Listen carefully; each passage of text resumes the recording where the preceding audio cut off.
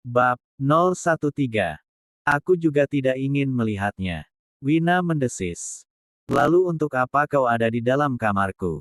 Faro melemparkan handuk kecil yang setengah basah itu ke atas sofa. Apa kau pikir aku senang berada di dalam kamarmu? Jika bukan karena tugasku untuk membersihkan kamarmu, untuk apa aku ada di sini? Kau pikir aku ingin tidur di dalam kamarmu? Jangan mimpi. Aku lebih baik tidur di dapur daripada harus tidur satu ruangan denganmu. Wina menaikkan volume suaranya. Hal ini tentu membuat Faro marah bukan kepalang. Tangannya sudah terayun tinggi menunjuk pintu keluar. Keluar dari kamarku. Aku bisa terkena serangan jantung jika terus berdebat denganmu. Wina mencibir. Aku keluar, setelah kau selesai berpakaian kau bisa memanggilku. Aku akan menunggu di luar, lebih cepat kau memanggilku akan lebih baik bagiku. Wina menghentakkan kakinya keras-keras, menekan handle pintu dan menghilang di balik pintu. Astaga, bagaimana mungkin aku menikahi wanita sepertinya? Sikap Wina tidak ada lembut-lembutnya, jauh berbeda dengan Karissa. Faro duduk di tepi ranjang, mencengkram kuat rambutnya. Bagaimana aku harus menjelaskan pernikahan ini pada Karissa, jika saja bukan karena ini keinginan terakhir ayah. Aku harus membuat Wina mundur dari pernikahan ini, hanya itu satu-satunya cara agar aku bisa kembali ke sisi Karissa. Faro bangkit dari ranjang, berjalan ke lemari, membuka dan memilih pakaian yang akan dikenakannya. Faro memilih pakaian santai, hanya kaos berlengan panjang berwarna coklat muda yang lengannya dinaikkan setengah sampai di bawah siku, dipadu dengan celana jeans berwarna biru tua. Tak lupa Faro melingkarkan jam di pergelangan tangannya. Ia berjalan ke depan kaca besar, nampak pantulan tubuhnya dari ujung kepala sampai ujung kaki. Tangannya mulai menyisir rambut yang masih setengah basah, lalu manggut-manggut seperti memberi isyarat kepada dirinya sendiri jika penampilannya sudah cukup bagus. Sebelum membuka pintu kamar, Faro mengenakan sepasang sneakers berwarna senada dengan kaos yang dikenakannya. Ceklak. Faro membuka pintu kamar dan mendapati Wina yang sedang duduk di depan kamarnya, bertelanjang kaki, memeluk kedua kakinya dan membenamkan wajahnya di antara kedua tempurung kakinya. Bangun! Faro menendang kasar ujung kaki Wina sampai membuatnya berwarna kemerahan. Wina terkesiap, ia mendongakkan wajahnya dan mendapati Faro yang sudah berdiri di depannya dengan kedua tangannya terlipat di bagian dada dan tak tertinggal senyum sinis yang terlihat jelas di wajahnya. Apa seperti ini caramu membangunkan aku, Faro? Wina mengelus ujung kakinya yang memerah. Apa aku akan peduli jika kakimu berdarah atau tidak? Faro menyeringai puas. Jika kau tidak kuat dengan sikapku, kau bisa angkat kaki dari mansion ini.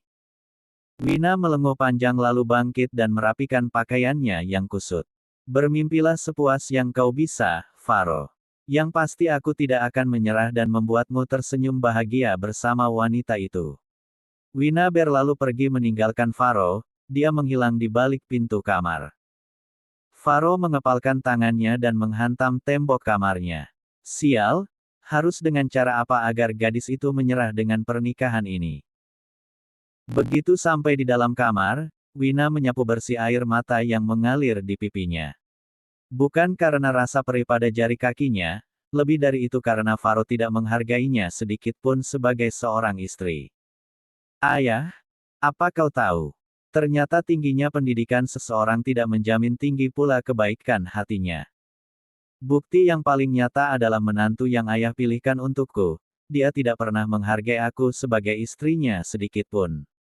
Apa ayah bahagia dengan pernikahanku? Jika ayah bahagia, maka aku pun ikut bahagia. Hiks, hiks. Wina mengeluh diiringi isak tangis. Dia tahu pasti, mengeluh tidak akan memberi jalan keluar. Tetapi mengeluarkan unek-unek di hatinya bisa mengurangi beban berat yang diberikan Faro.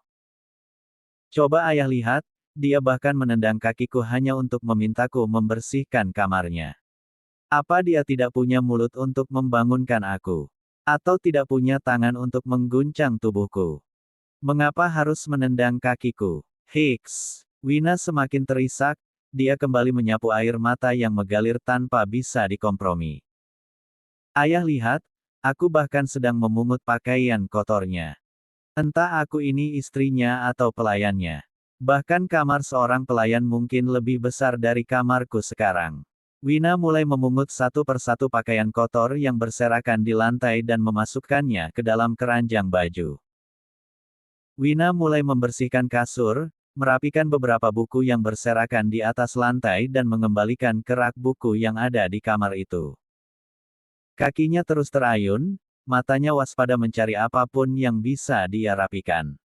Kali ini pandangan matanya mulai tertuju pada bagian tembok, ada banyak potret wanita di kamar Faro. Di atas nakas, di rak buku, dan di beberapa bagian lainnya.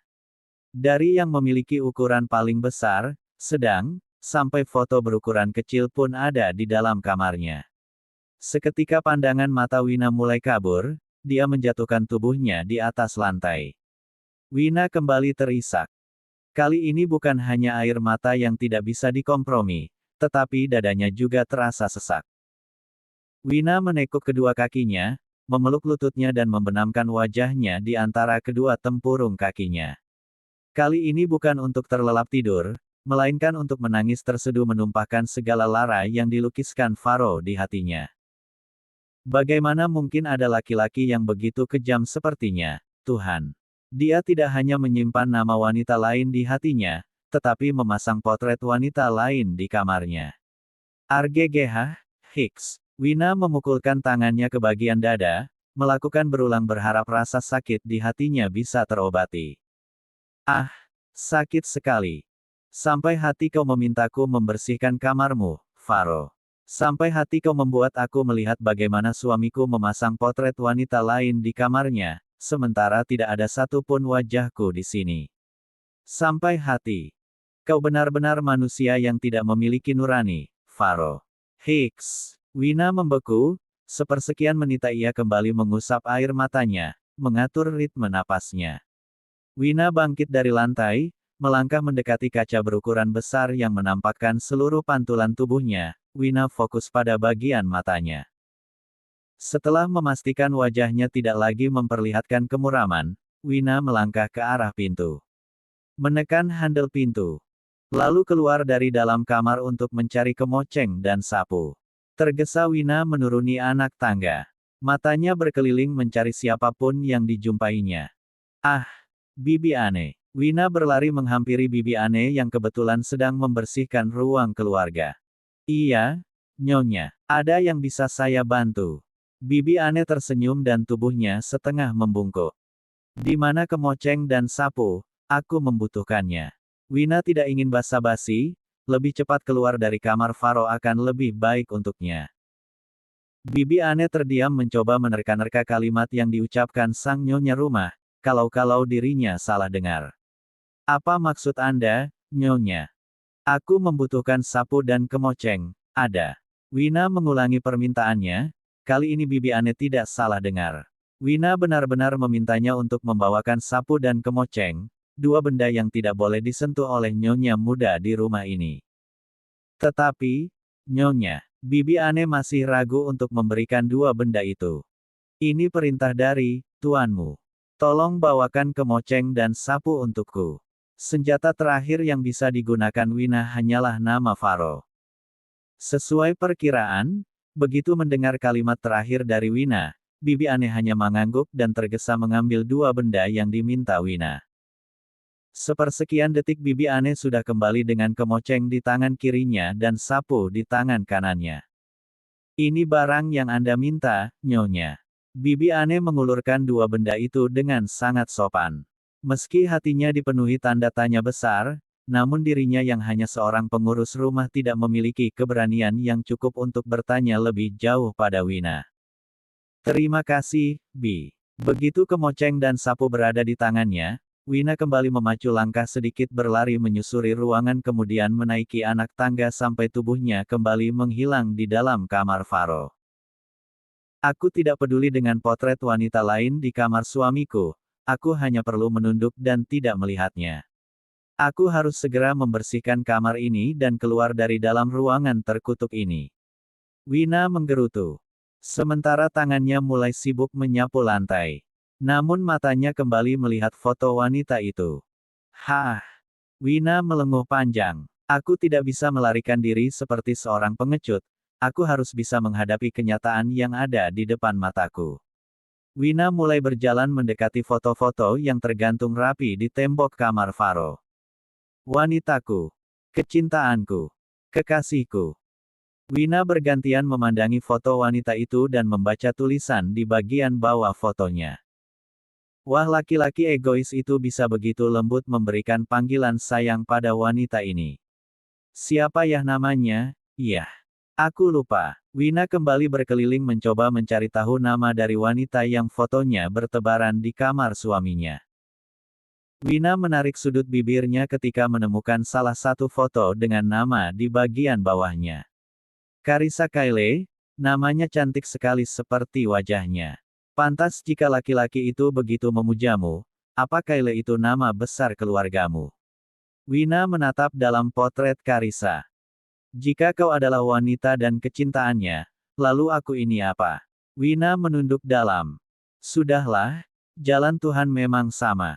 Yang membedakan hanya tikungan dan batu kerikilnya saja, mungkin saat ini kerikil yang aku pijak menyakiti hatiku, tetapi siapa yang tahu hari esok? Saat ini yang terpenting bagiku hanyalah, aku harus menuntut ilmu sebaik mungkin. Meraih cita-citaku dan membahagiakan ibu dan adikku. Wina kembali membersihkan kamar Faro. Sesekali matanya terpaku pada potret wanita itu. Aku tidak akan merebut tempatmu, bahkan tidak berniat merebutnya darimu. Tetapi aku harus mempertahankan statusku, status yang menjadi amanat terakhir ayahku. Aku tidak peduli siapa dirimu dan dari mana asalmu. Yang pasti saat ini aku belum bisa menyerah. Wina tersenyum getir. Ah, akhirnya selesai. Wina menghela napas lega. Langkahnya secepat kilat meninggalkan kamar Faro. Tergopoh-gopoh ingin segera keluar dari neraka di dalam neraka itu. Wina sudah kembali ke dalam kamarnya. Bersiap untuk masuk ke dalam kamar mandi, tubuhnya benar-benar lelah. Ingin rasanya berlama-lama tenggelam di dalam guyuran air.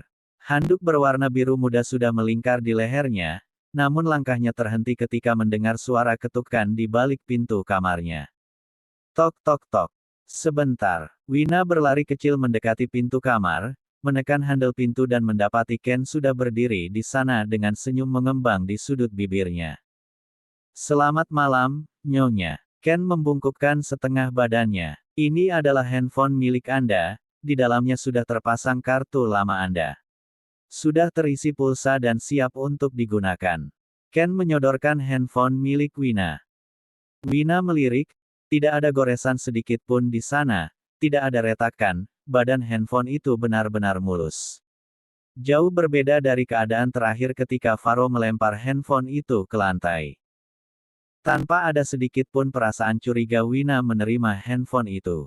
Terima kasih, Ken. Tidak perlu sungkan, Nyonya. Ken pamit undur diri. Sementara Wina kembali melanjutkan langkahnya yang terhenti karena Ken. Cukup lama Wina berada di dalam kamar mandi, menumpahkan segala peluh yang menggelayuti tubuhnya seharian ini. Dia keluar dengan handuk yang melingkar di bagian dada dan handuk kecil yang digunakannya sebagai penutup kepala guna mengeringkan rambut panjangnya yang basah. Wina tersenyum bahagia manakala membuka lemari dan mendapati baju-baju kesayangannya tergantung rapi di sana. Tidak ada lagi gaun dengan warna terang yang membuat matanya sakit, atau gaun dengan harga selangit tetapi seperti kekurangan bahan dan belum selesai dijahit. Wina memilih baju tidur berkancing depan, berlengan panjang, berwarna coklat muda dengan corak bunga-bunga kecil berwarna pink. Celananya memiliki warna senada tetapi tidak bercorak. Di bagian depan baju tidur itu ada dua kantung berukuran sedang. Nampak seperti baju tidur anak SMA. Setelah selesai dengan pakaian, kali ini saatnya Wina mengeringkan rambutnya. Tidak ada hair dryer, dia hanya menggosok rambutnya dengan handuk kecil, menyisir dan memberi kesempatan kepada angin untuk mengeringkan rambut panjangnya. Segarnya, memang benar kata orang bahwa mandi adalah cara yang cukup efektif untuk mengembalikan kondisi tubuh. Seketika pandangan mata Wina tertuju pada handphone yang dilemparkannya di atas kasur. Ia berhambur ke atas kasur, duduk di sana sembari melipat kedua kakinya dan menekan lama tombol kecil pada bagian samping handphone. Nampak layar depan masih hitam, hanya menampakkan logo handphone di bagian tengah layarnya. Aku tidak sabar, Dahlia pasti mengirimkan banyak pesan padaku. Wina tersenyum sumringah, membayangkannya saja sudah membuat dadanya berdebar bahagia. Setelah handphone menyala sempurna, nampak beberapa notif dari sosial media mulai bermunculan pada bagian atas layar handphone. Namun tidak ada satupun pesan dari Dahlia. Baik SMS maupun pesan chat di sosial media Wina. Wina menggigit ujung jari tangan kirinya, sementara tangan kanannya masih memegang handphone dan menatap penuh harap layarnya kalau-kalau ada sebuah pesan masuk dari adiknya atau panggilan telepon dari ibunya. Hampir 10 menit Wina menunggu, memandangi layar handphone dengan kedua bola matanya yang hitam pekat. Namun yang diharapkannya tidak jua terlihat. Wina panik, rindu di hatinya sudah membuncah seperti lelehan lahar di dalam gunung berapi yang siap menyembur keluar, menghantam apa saja yang ada di sekitarnya. Wina meremas ujung baju tidurnya lalu melemparkan pandangan mata ke arah jam dinding yang tergantung rapi, waktu menunjukkan pukul 8 malam. Belum terlalu malam memang, namun dirinya tidak sampai hati untuk meneruskan egonya, menghubungi adiknya untuk sekadar mendengar kata halo dari dua orang yang paling berharga di hidupnya. Wina melempar handphone itu ke samping tubuhnya lalu merebahkan diri di atas ranjang, menutup wajah dengan kedua tangannya. Terdengar lenguhan panjang yang keluar dari mulut Wina. Deret, deret TTT. Sebuah panggilan telepon membuyarkan lamunan Wina. Tergesa tangannya bergerak meraih handphone, menggeser tombol hijau dan menempelkannya di telinga. Halo. Akhirnya, setelah beberapa jam aku mencoba menghubungi nomormu dan ternyata doaku terjawab. Suara di seberang sana jelas bukan suara Dahlia apalagi ibunya, suara laki-laki yang masih terdengar asing di telinga Wina. Wina menjauhkan handphone itu dari telinganya, melihat layar handphone dan mendapati nomor telepon yang tidak terdaftar dalam kontak teleponnya pun tidak ia kenali milik siapa. Karena terburu-buru, Wina sampai tidak melihat dari siapa panggilan telepon itu. Wina mencoba menerka-nerka, kepada siapa terakhir kali ia membagi nomor teleponnya. Dia bukan gadis ceroboh yang bisa membagikan nomor teleponnya kepada siapa saja. Setelah sekian lama berpikir keras Wina bisa menebak suara siapa yang menyapanya malam ini. Halo, halo, Wina. Suara laki-laki di seberang sana membuyarkan pikirannya. Perlahan Wina mendekatkan kembali handphone itu dan menempelkan di telinganya. Ragu, Wina mencoba menebak suara laki-laki yang bergemuruh di seberang sana. Agra Grisam. Yes, right, it's me, Agra. Selama ini Agra selalu berbaga diri manakala nama keluarganya disebut oleh wanita-wanita yang mengejarnya. Nama keluarga itulah yang menjadi salah satu alasan dirinya dikerumuni banyak wanita cantik. Namun ini kali pertama Agra tidak suka embel-embel kekuasaan keluarganya dibawa dalam percakapannya bersama Wina. Nama keluarga itu seakan menjadi tembok pemisah yang tinggi, pembeda kasta yang beberapa hari ini membuat Agra merasa muak. Ada apa? Wina duduk sembari melipat kedua kakinya dan menempatkan bantal di bagian paha untuk bertopang dagu. Ayolah, serius sekali. Besok sepulang kuliah mau nonton. Agra tidak suka basa-basi. Aku sibuk, Wina mendengus, entah mengapa laki-laki tampan yang hampir digilai seluruh wanita penghuni kampus itu selalu membuat hatinya jengkel. Aku heran, kau tidak punya kekasih, belum menikah, lalu kesibukan macam apa yang begitu menyita waktumu, Wina. Suara Agra terdengar seperti sedang menjebak mangsa. Setiap orang memiliki kesibukan masing-masing Gra. Aku dengan kesibukan yang tidak bisa aku jelaskan satu persatu padamu. Kau dengan kesibukanmu yang tidak perlu kau ceritakan padaku. Wina kembali merebahkan tubuhnya, memiringkan, dan sudah meringkuk dengan bantal guling yang diapit di antara kedua kakinya. Hari ini aku lelah sekali, Agra. Bisakah kita sambung pembicaraan ini besok pagi saja? Kita juga akan bertemu besok pagi, bukan? Tolonglah, Suara Wina terdengar sedikit memohon. Agra menghela napas panjang, terdengar jelas di telinga Wina. Baiklah, lagi pula tidak ada yang bisa menolak permintaanmu, Wina. Good night, te amo. Tut. Bersamaan dengan terputusnya sambungan telepon, bersama itu pula mata Wina membulat sempurna, bukan karena Agra yang mengabulkan keinginannya dengan mudah. Laki-laki dengan tekad yang kuat seperti baja itu selalu memaksakan kehendaknya pada Wina. Seperti usaha yang dilakukannya ketika meminta nomor handphone, Wina. Lebih dari itu, Wina terkejut dengan kalimat terakhir yang diucapkan Agra yang membuat Wina terkesiap. Wina bangun, mendorong bantal guling itu dan mencoba mengingat kalimat terakhir yang diucapkan Agra. Kata te amo yang berasal dari bahasa Spanyol itu jelas memiliki arti aku cinta padamu. Meski dirinya kuliah di jurusan bisnis, namun Wina sedikit mengerti dengan beberapa kata dalam bahasa asing. Termasuk kalimat te amo yang diucapkan Agra yang kini mengusiktinya. Wina tidak memungkiri jika Agra menaruh hati padanya, namun dirinya tidak menyangka secepat itu kata cinta terucap dari mulut Agra. Pertemuan keduanya bahkan belum lebih dari 1 kali 24 jam. Bagaimana mungkin tuan muda dari keluarga Grisam itu bisa begitu tidak bertanggung jawab menebar rayuan pada Wina? Wina melempar handphone itu di atas kasur dan menjatuhkan tubuhnya, berharap kalimat yang diucapkan Agra adalah kalimat kekanak-kanakan dari seorang putera tunggal pewaris kekayaan keluarga Grisam. Perlahan Wina memejamkan kedua matanya, ia mulai hanyut di alam mimpi. Meringkuk dengan selimut yang menutupi tubuhnya, hanya menyisakan bagian kepala saja.